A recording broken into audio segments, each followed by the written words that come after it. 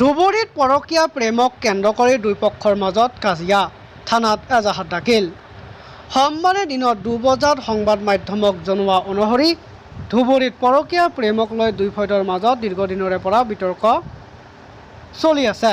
নিজ পত্নীৰ বিৰুদ্ধে অভিযোগ স্বামীৰ।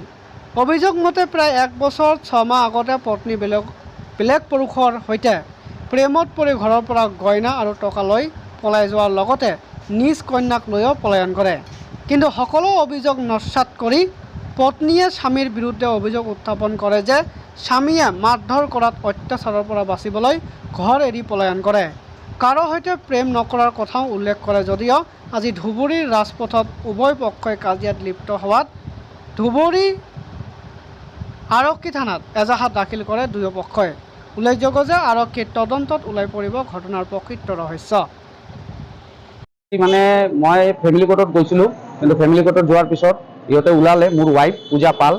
ওলোৱাৰ লগে লগে মোৰ ছোৱালীজনী আছিলে 10 বছৰীয়া ছোৱালীক লৈ এই বৃন্দাবন সাহা 1 বছৰ ধৰি পলাই ঘূৰি আছে। আজি বৃন্দাবন সাহাক হাতে নাতে ধৰাতে বৃন্দাবন সাহা মোৰ ৱাইফ পূজা পাল ইহঁতে থানাত আহি হাজিৰ হয়। আজি থানাৰ পুলিচেও আমাক কোনো সহায় কৰা নাই। আৰ মোৰ কেস চলি আছে ধুবুৰী কোৰ্টত কেস চলি আছে। ফেমিলি কোৰ্ট ধুবুৰী কোৰ্টত মই মোৰ ঘৰৰ পৰা 5 লাখ টকাৰ সোণৰ বস্তু লৈ গৈছে আৰু টকা 1 লাখ লৈ গৈছে। আৰু হ'ল কি কয় মোৰ ছোৱালীজনীক মোক লাগে। মোৰ ছোৱালীজনী পঢ়া শুনা নষ্ট কৰি ৰাখিছে। আজি কাৰো ৰাইট নাই যে কাৰো বাচ্চাক কাৰোবাক নপঢ়াকে ৰাখিব পাৰে। মোৰ ছোৱালী মোৰ লগত যেতিয়া আছিলে পঢ়ি আছিলে, মোৰ লগত মোৰ ৱাইফৰ ডিভোৰ্চ হোৱা নাই। এতিয়া বৃন্দাবন সাহাৰ লগত সি হেপী লাইফ কাটাই আছে, কিন্তু মোৰ ছোৱালীজনীৰ লাইফ নষ্ট, ধ্বংস। ছোৱালীজনীৰ লাইফ ধ্বংস। আৰু মোৰ ছোৱালীজনীক মই বিচাৰোঁ, মোৰ ছোৱালীজনীক মোক দি দিয়ক। কিন্তু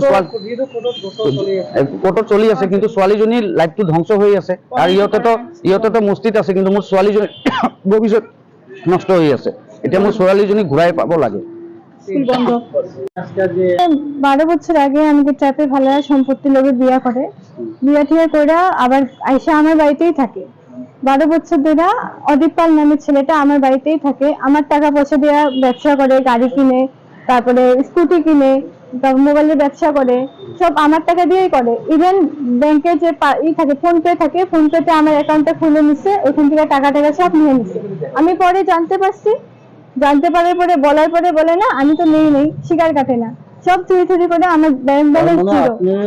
এগুলো সব মিথ্যা কথা। আমার এই যে ধুবড়ী কোর্টে করছে, কেস ফাইল করছে। হ্যাঁ, উনি 12 বছর ধরে আমার টর্চার করছে। একমাত্র মেয়েটার দিকে তাকায় আমি ভাবছি না যদি সব ঠিকঠাক হয়ে যায় হবে। 12 বছর কিন্তু 12 দিন না, 12 বছর অনেক লম্বা টাইম। আমি তাও সহ্য করছি। তারপরে যখন দেখি মারধরের পরিমাণ বাইরে গেছে, আমি মরেই যেতাম। মরে গেলে লোক বলতো যে মরে গেছে মেয়েটা রে, কিন্তু আমার তো বাঁচার অধিকার আছে। পরে আমি কি করি, আমার নিজের বাড়ির থেকে আমি বাইরে হয়ে যাই।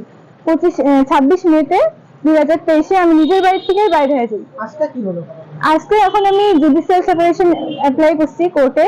আজকে আমার হিয়ারিং ছিল, তা আমি ওখানে গেলাম। ও গুন্ডা নিয়ে গিয়ে আমার পুরা অভিযোগ আছে যে আপনি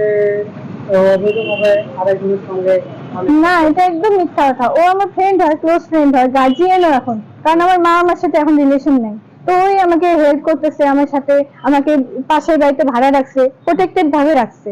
তো ওর নামে ওর ফ্যামিলির নামে অনেক মিথ্যা কেস দিছে, আমার নামেও দিছে, আমাকে চুরির অভিযোগ দিছে। কিন্তু ও আমার বাড়ির থেকে চুরি করছে, আমার সব জিনিসপত্র, টাকা পয়সা, সোনা টোনা চুরি করছে। অলরেডি দেওয়া আছে। হ্যাঁ, এখানে FIR দেওয়া আছে।